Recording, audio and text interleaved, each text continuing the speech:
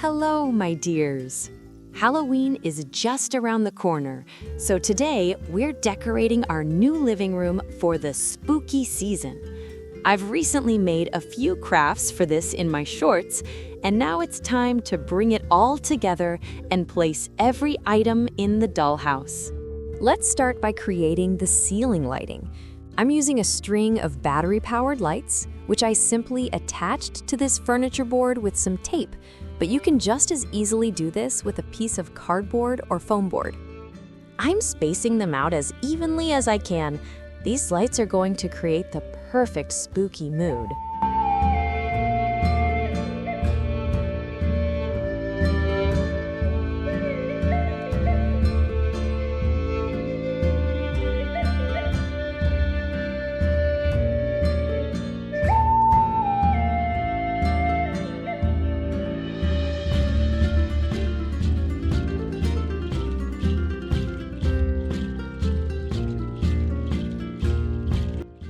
Okay, let's install the ceiling in the living room now. That creates a beautiful effect, doesn't it? Now it's time for the ghosts. I made these spooky little guys from simple tissues and just drew their faces on with a marker. We're gonna hang them from the ceiling to create the illusion that they're flying.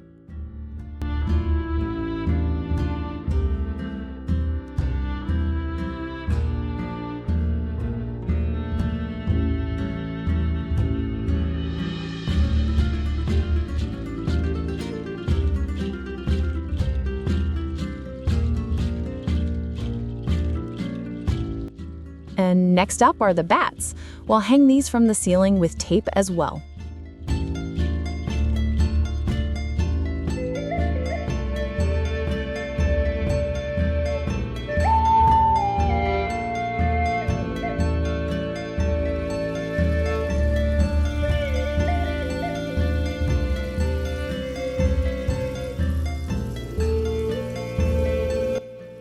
Alright, the ceiling is all finished, but I kept 4 bats aside. I'm going to stick 2 of them onto the mirror, and the other 2 will go right onto the macrame wall hanging. This is also a perfect way to cover up those colorful summer butterflies.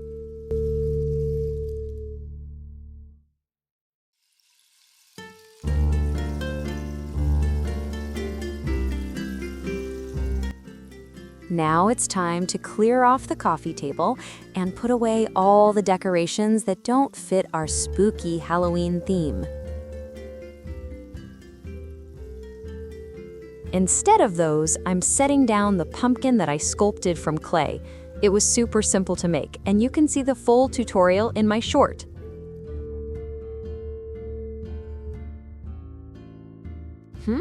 It's actually pretty heavy.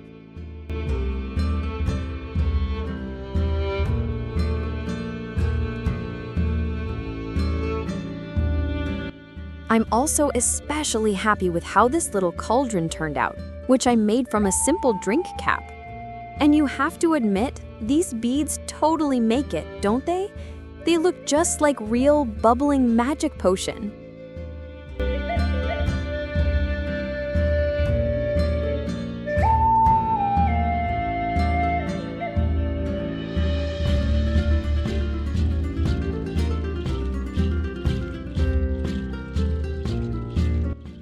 And to finish the set, the witch's broomstick.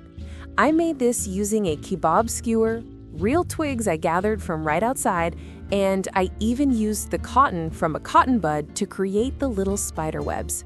There's also a tiny fuzzy spider made from a pipe cleaner. I just really love how this decoration turned out.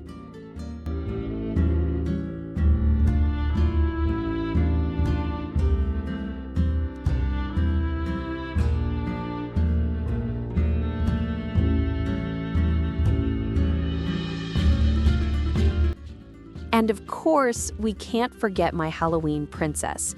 I sewed the dress she's wearing about a year ago for one of my very first videos, so it holds a very special place in my heart. I decided to create a headdress and veil to go with it, in a style that I absolutely adore. I was truly blown away by the final effect. I honestly didn't think it would turn out quite this beautiful. I just can't stop looking at this entire look.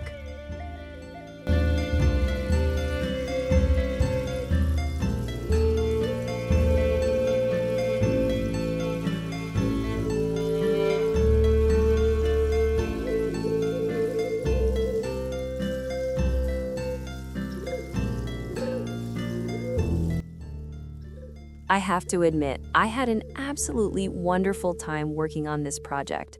I'm so pleased with how all the effects turned out. I'm already hoping we can do this again next year, maybe with even more decorations. But what did all of you think? Let me know in the comments.